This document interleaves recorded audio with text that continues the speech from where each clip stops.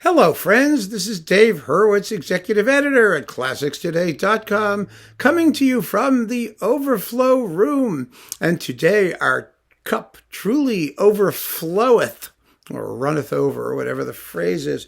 Finally, after quite a while, actually, it's been, a long time, there is a terrific, stupendous new recording of Bruckner's Eighth Symphony.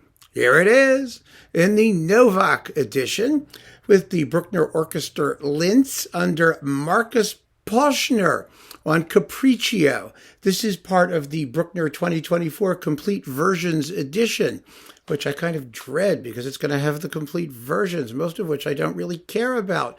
But it doesn't matter because, as I've always said, greatness is its own justification. And if Poschner keeps it up at this level, they're going to be worth listening to. This eighth is fabulous. Absolutely fabulous. You know, there's a nickname for the Eighth Symphony that's been popping up lately because I guess people think it's going to sell.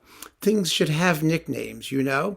So it's called the Apocalyptic. I don't know where that came from or how it gained currency. It is so completely stupid and so not in keeping with the character of the music. And I just don't get it. I don't get it at all. But one of the things that I will say is that nothing could be less apocalyptic than this performance. And I don't mean that in a bad sense.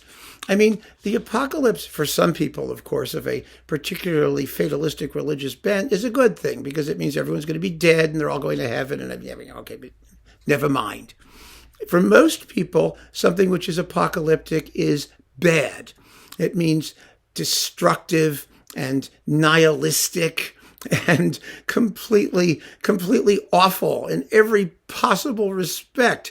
And performances of this symphony that live up to the term apocalyptic are usually slow and heavy and doom-laden, which, of course, the symphony, it's Bruckner, so it's mostly slow and it's mostly heavy, but it has its doom-laden moments.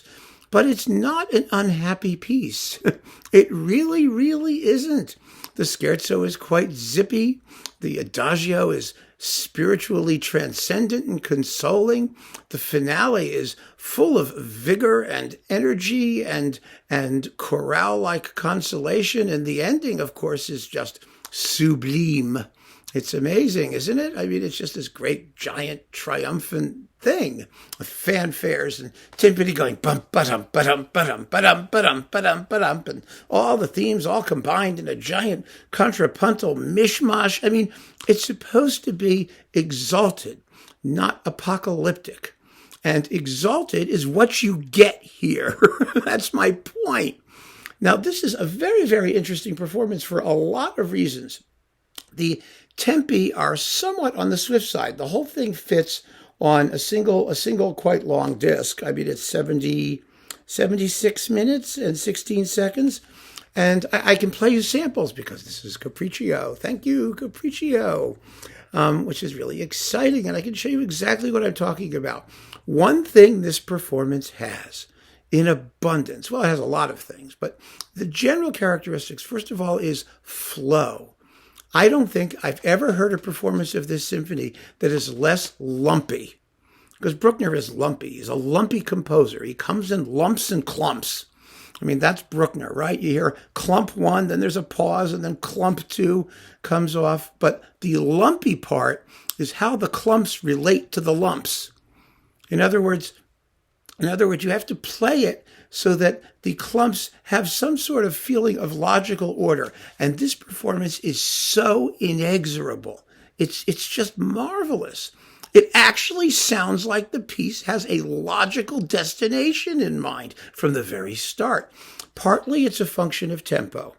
Because like I said, the tempi tend to be flowing a little bit faster than the more apocalyptic performances, let us say. But partly it's a question of phrasing. A really splendid phrasing. Poschner pays incredible attention to the string parts, to making sure that the melodies and the motives are constantly interesting, subtly accented, and that each clump flows into the next clump to make a more attractive lump. And I'm going to show you exactly what I mean, because it just sounds silly to talk about it like that, even though it's true. Let's talk about, in the first movement, the transition from the first subject, ba-dum, ba-dum, ba-dum, ba-dum, the Godzilla music there, to the more lyrical second subject.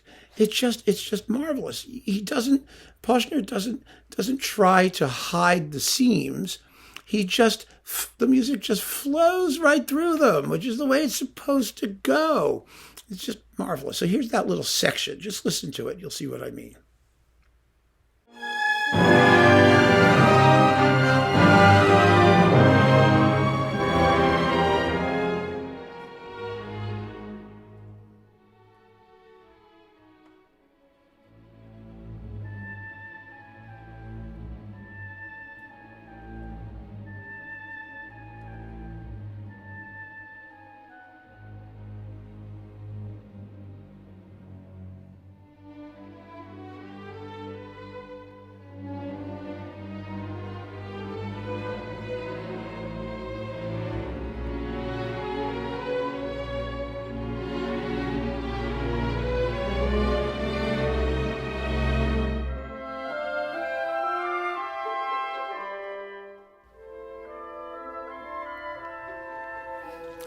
And that's exactly what I expect, frankly. And in the best performances, of course, that's what you get. Some conductors achieve this by changing tempos all over the place. Joachim was a very flexible tempo guy. Poschner is steadier than that school of Bruckner interpretation. He tends not to adjust tempi in a transitional way, but he does make sure that they all relate organically to one another. In the Scherzo, this is very exciting. It's only about 13 and a half minutes long, which is a very quick tempo for the Scherzo. Often it's exactly the same speed as the first movement, sometimes even slower, which is never a good idea. Because the first movement, is allegro moderato, and the Scherzo is allegro moderato. That's a lot of moderato, so you do want to differentiate, and that's what he does. He differentiates, and the trio section has the most beautiful balance with the harps. It's just lovely. But again, it's not an adagio. It's not a slow movement. It doesn't stop dead in its tracks. It's always moving forward. He's very careful to articulate in the Scherzo the basic or motif, which is just ba-da, ba-da. So you hear it wherever it pops up. In fact, this whole symphony is based on that. This is the largest symphony ever based on a grace note. You'll notice that every single movement begins the same with ba-dum, ba-dum, ba-dum. That's the first movement. The Scherzo is ba-dum. Finale is yum, ba-dum, ba-dum, ba-dum, ba-dum, ba-dum, ba-dum, ba-dum. In the slow movement, it's so slow you can't really tell, but it's there, and it's built into the main melody. That ya-dum, ba-dum. That's the or motive of the Eighth Symphony. And Poschner takes care to bring it out and to play the music at a tempo that allows you to hear that that's what he's doing. That's the point, really, not to make things so distended that you lose the thread of logic that connects the whole piece together. So let's get to the Adagio after the zippy Scherzo, which is zippy. It has nice pounding timpani at the end, and you can hear the trumpets going ba-dum-bum-bum-bum, ba-dum-dum-dum-dum. I don't have to play it. I'm going to play it. What the hell? Listen to this. It's just great.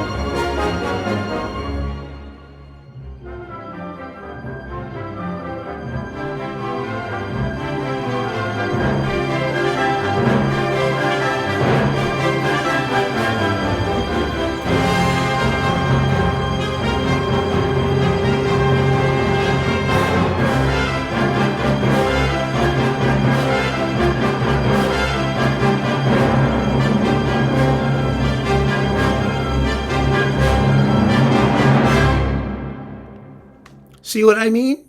It's great.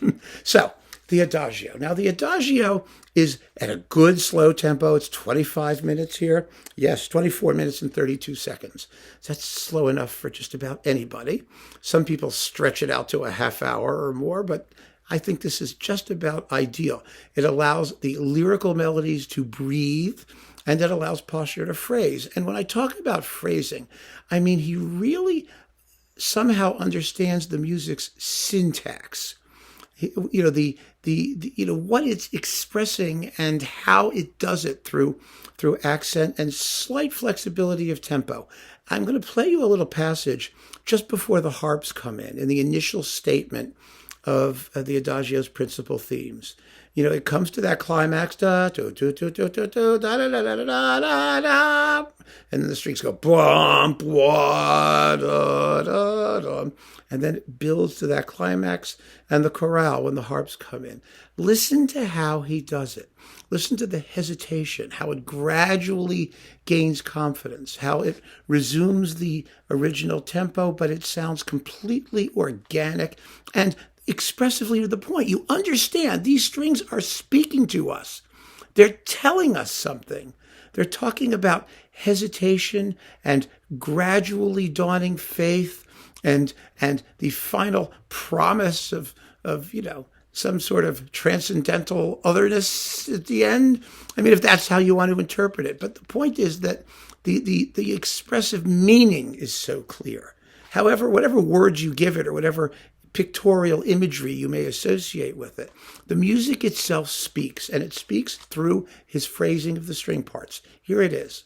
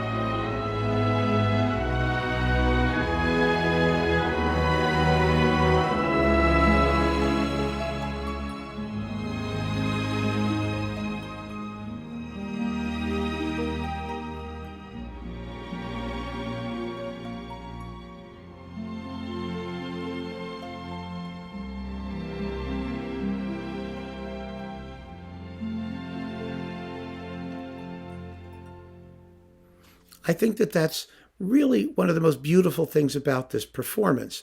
And so then we come to the finale, and the finale is really, it goes like gangbusters. It's terrific. It's absolutely terrific. He launches it as well as anybody ever has. He really does. It's just tremendous. Here, listen to this.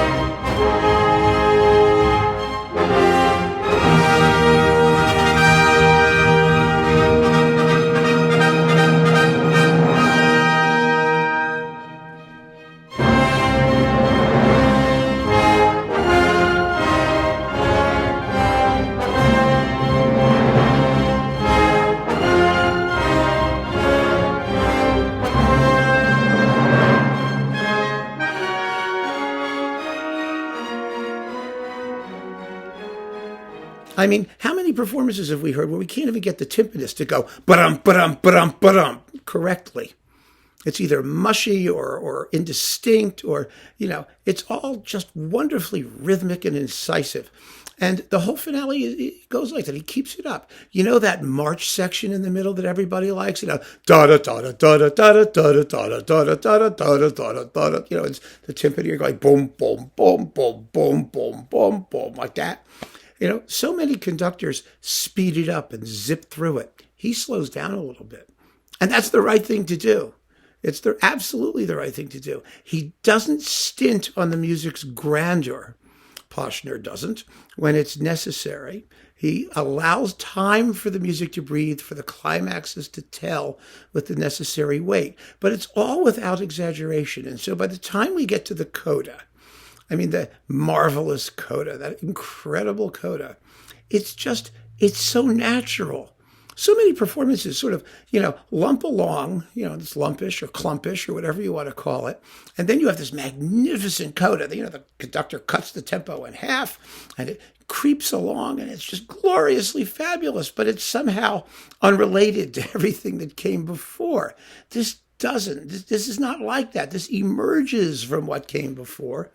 And even the final bars, it's yeah, bum, bum, bum. Most people go dun, dun, blah. It sounds almost, like an accident at the end, like something awful has happened on that last chord, but not here. It's yeah, da, da, dum. It's all of a piece. It all makes sense. And it's so fulfilling.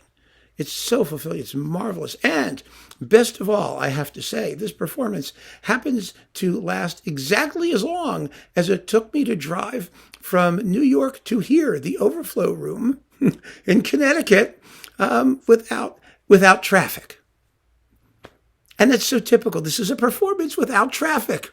Nothing holds it up. The roadways are open. You just drive along and you turn into your driveway exactly as these last chords come crashing down and you feel completely exhilarated. And I just think that is as great a gift as anyone can give us in Bruckner, because exhilaration is often the last thing one thinks of when one talks about Bruckner, but not in this performance. It's definitely one of the best ace out there. It is individual. It has character. It's unlike any other performance that there is. And it more than justifies the fact that here we have yet another Bruckner eighth, and we're going to have to hear the horrible first version too. Ooh. But, this is so good. It actually makes me look forward to hear what Poschner does with that first version, whether he can make more sense of it than others have, particularly the coda of the first movement. I'm so curious. I don't think anything will save it, but I'm so curious to hear what he does with it. I really am, because this is a guy who has real ideas, who really understands the music and gets the orchestra to play. And that's as high a compliment as I can give him. It truly is. So definitely get this on Capriccio, and give it a listen. It will be quite different as an experience from any of the other Bruckner eighths you have. But I think if you have an open mind and are open to all the myriad ways in which this music can be interpreted, you're going to find this to be one of the most powerful and compelling versions that's available. I really believe that. Absolutely first class. So keep on listening, folks. Thanks for joining me. Take care.